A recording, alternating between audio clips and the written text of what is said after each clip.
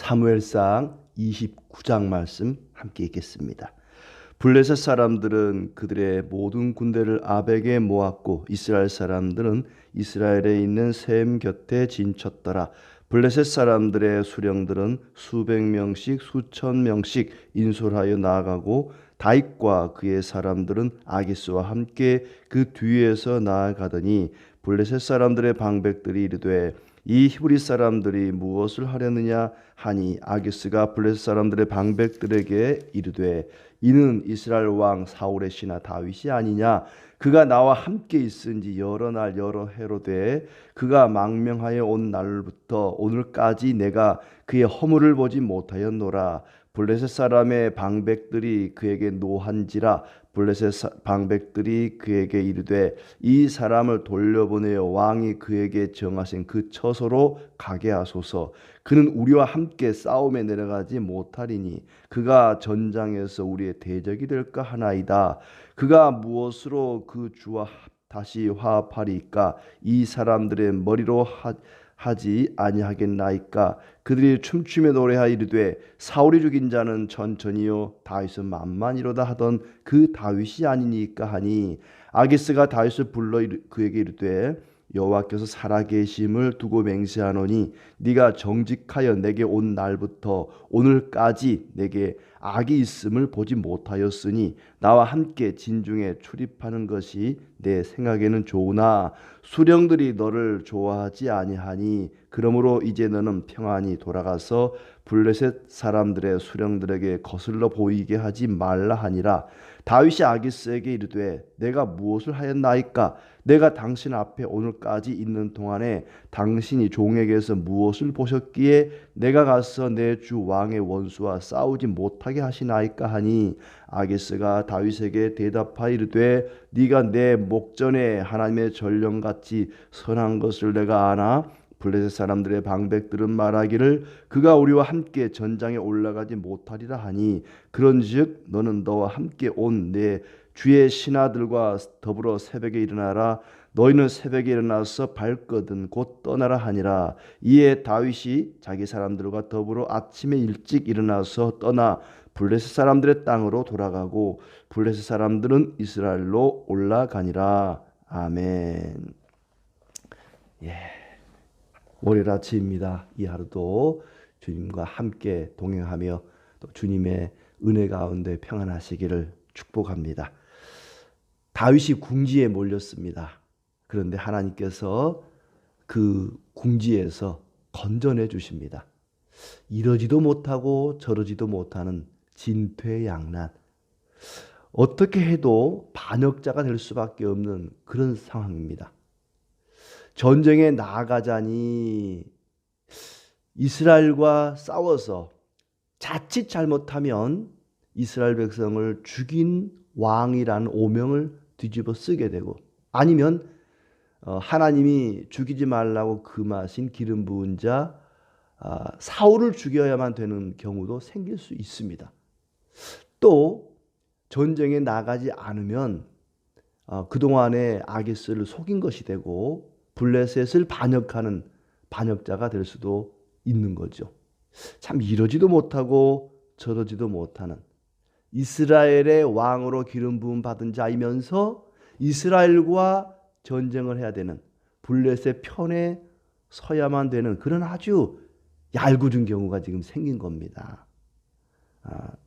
1절부터 5절까지는 다윗이 전쟁에 합류하게 되었다. 근데 이스라엘 군대 편이 아니라 블레셋 군대 편에 서서 전쟁에 참여하게 되었다 하는 얘기고 6절부터 11절은 그 위기에서 하나님이 건져주셨다는 내용입니다.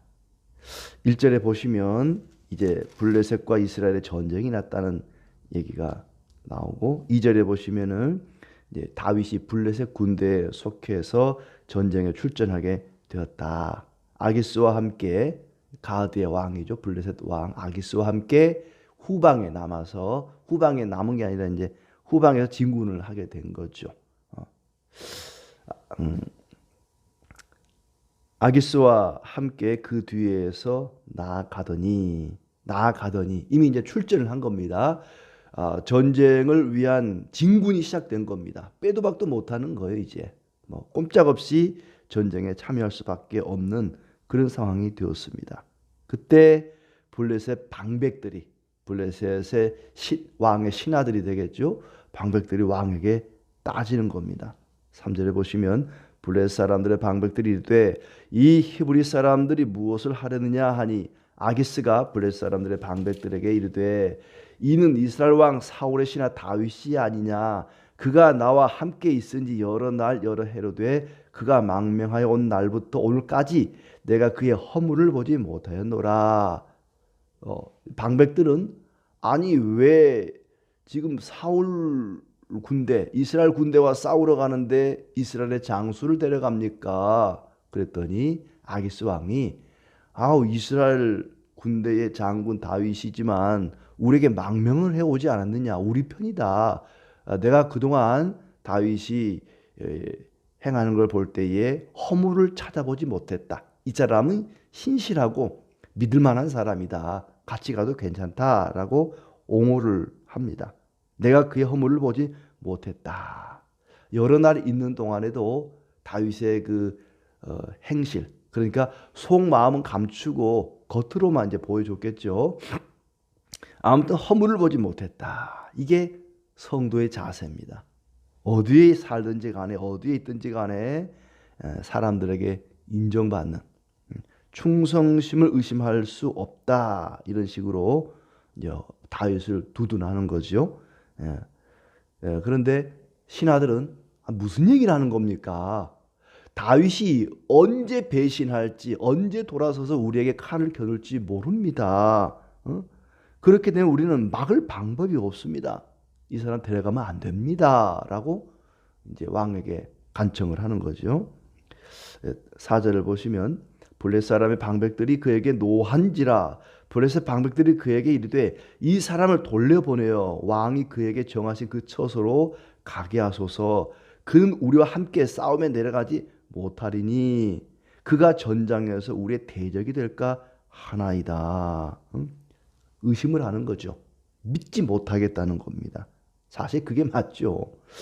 전장에서 돌변하여 우리의 대적이 될까 합니다. 만약에 다윗이 전쟁터에 나가서 적군인 사울과 합세해가지고 사울에게 인정받으려고 우리에게 칼을 겨누면 어떡할 겁니까? 꼼짝 없습니다.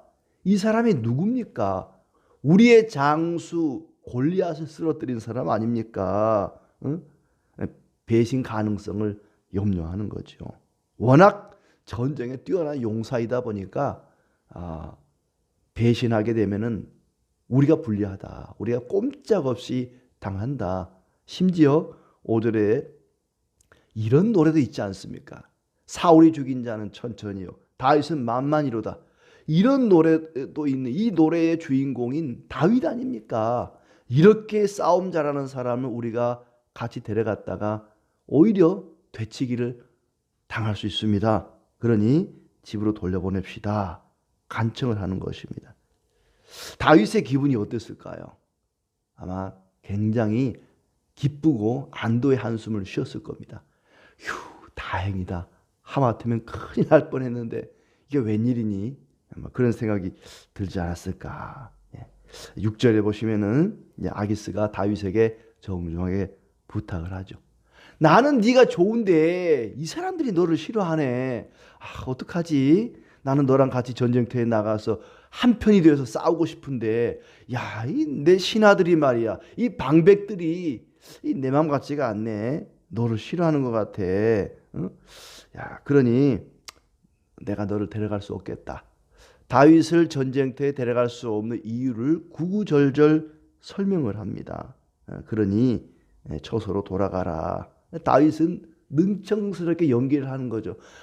이러면 안 되는데 나도 같이 전쟁터에 나가서 왕을 위해 싸우고 싶습니다. 적들을 향해서 제가 왕을 위해서 싸우고 적들을 무찌르겠습니다. 나는 정말 싸움에 나가고 싶은데 왜 이러지? 하면서 다윗이 아주 능청스럽게 연기를 하는 겁니다. 이 아기스 왕은 계속해서 이제 다윗을 변호하죠. 8절에 다윗이 아기스에게 이르되 내가 무엇을 하였나이까? 내가 당신 앞에 오늘까지 있는 동안에 당신이 종에게 무엇을 보셨기에 내가 가서 내 주 왕의 원수와 싸우지 못하게 하시나이까? 아니 내가 뭘 잘못했길래, 내가 어떻게 했길래 전쟁에 못 나가게 하는 겁니까? 나는 나가고 싶습니다. 억울합니다. 참 아쉽습니다. 왜 나를 싸울 기회를 안 주는 겁니까? 그러면서 연기를 하는 거죠. 속마음은 안 그러죠. 얼마나 안도하고 또 기뻤겠습니까? 다시 또 9절에 보면 아기스 왕이 다시 이제 또 다윗을 설득을 하는 거예요. 이제 거꾸로 된 거죠. 나는 괜찮은데 우리 방백들이 너를 못 믿네. 응? 나는 너를 믿어. 근데 이 신하들이 너를 못 믿겠대. 그러니까 날이 새거든 가족들 데리고 이 군사들 데리고 집으로 돌아가라. 그러니까 아기스가 다윗을 신임하는 이유와 방백들이 다윗을 신임하지 못하는 이유가 서로 경론이 일어난 거죠. 괜찮다, 데려가자. 아닙니다. 이 사람 데려갔다가는 우리가 오히려 큰일 납니다. 안 됩니다. 된다, 안 된다. 옥신각신. 결국에는 다음날 날이 새자 다윗의 일행은 집으로 돌아가는, 처소로 돌아가는 이제 그런 상황이 일어난 것입니다. 오늘 이 말씀을 통해서 우리는 성도는 어디를 가든지 간에 생활을 통해서, 삶을 통해서 사람들을 감화시킬 필요가 있다.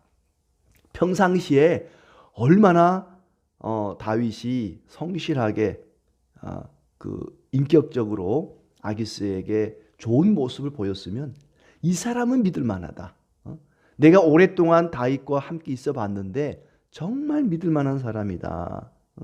허물을 보지 못하였노라. 허물을 보지 못하였노라.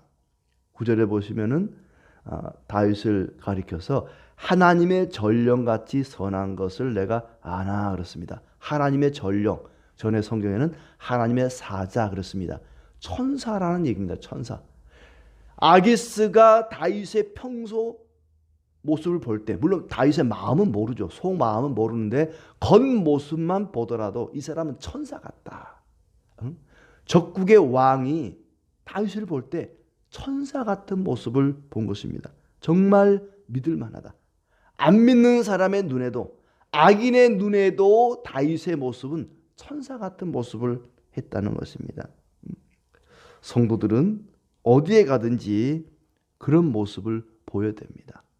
사람들에게 신뢰를 줄 수 있는, 우리의 삶을 통해, 생활을 통해서 사람들이 우리를 신뢰할 만한 그런 삶을 살아야겠다는 것이고, 중요한 것은 다윗은 지금 진퇴양난입니다. 빠져나갈 구멍이 없습니다. 전쟁에 안 나갈 수도 없고 나갈 수도 없는 정말 난감한 어려운 상황에 지금 빠져 있습니다만은 하나님께서 오히려 적의 도움을 통해서 그 위기를 벗어날 수 있도록 도와주십니다. 전혀 생각하지 못했던 뜻밖의 방법으로 문제를 해결해 주십니다. 고린도전서 10장 13절에 하나님은 우리가 감당하지 못할 시험은 주지 않는다 그랬고 시험을 당하더라도 피할 길을 주신다 그랬습니다. 정말 난감하고 어려운 상황에 빠졌지만은 하나님은 피할 길을 주시는 그런 하나님이십니다. 우리 하나님은 이런 분이십니다. 진퇴양난, 어떻게 해야 할지 이러지도 못하고 저러지도 못하는 난감한 상황에서도 하나님은 피할 길을 주시고 해결책을 주시는 좋으신 하나님이십니다. 하나님의 섭리는 정말 놀랍습니다. 다윗이 운이 좋아서 그렇게 된 거 아닙니다. 처세를 잘해서 그렇게 된 것도 아닙니다. 적국의 땅에서도 하나님은 하나님의 백성을 지키시고 돌보시는 그런 하나님이십니다. 이 말씀이 처음 전해지던 분열왕국 시대, 이스라엘 백성들이 솔로몬 이후에 남과 북으로 분열이 되어서 왕 같은 왕을 만나보지 못하고 나라가 풍전등화에 놓였을 그때에 그 백성들은 이 말씀을 통해서 하나님은 이렇게 우리 백성들을 자기 백성을 보호하시고 지켜주시는 분이구나. 적국의 땅에서도 놀라운 방법으로 그 위기를 벗어나게 하시는구나. 하나님이 어떤 분이신지를 바라보게 하는 그런 말씀이었습니다. 우리는 하나님과 사람 앞에 칭찬받는 백성이 되어야 합니다. 다윗같이 허물을 보지 못하였노라. 이렇게 사람에게도 칭찬을 받고 또한 하나님의 돌보심을 받는 그런 은혜가 있기를 바랍니다. 하나님은 신실하신 분이기 때문에 우리가 진퇴양난, 난감한 상황에 빠질 때에도 감당할 능력을 주시고 피할 길을 주시는 그런 분이십니다. 그 하나님을 바라보고 신뢰하며 살아갑시다. 우리가 죽을 수밖에 없는 죄인이었을 때에 예수님은 우리의 피할 길이 되셨습니다. 내가 곧 길이요 할 때 그 길은 우리가 죽음의 길에서 피할 길이 되십니다. 우리 주님께서 우리를 영원한 죽음의 길에서 피할 길이 되신 것처럼 우리가 살아가는 일상 속에서도 난감한 상황에서 틀림없이 우리에게 피할 길을 주시고 건져주시는 하나님이신 줄 믿고 그 하나님만을 신뢰하고 의지하며 살아가는 우리 모두의 삶이 되기를 바랍니다.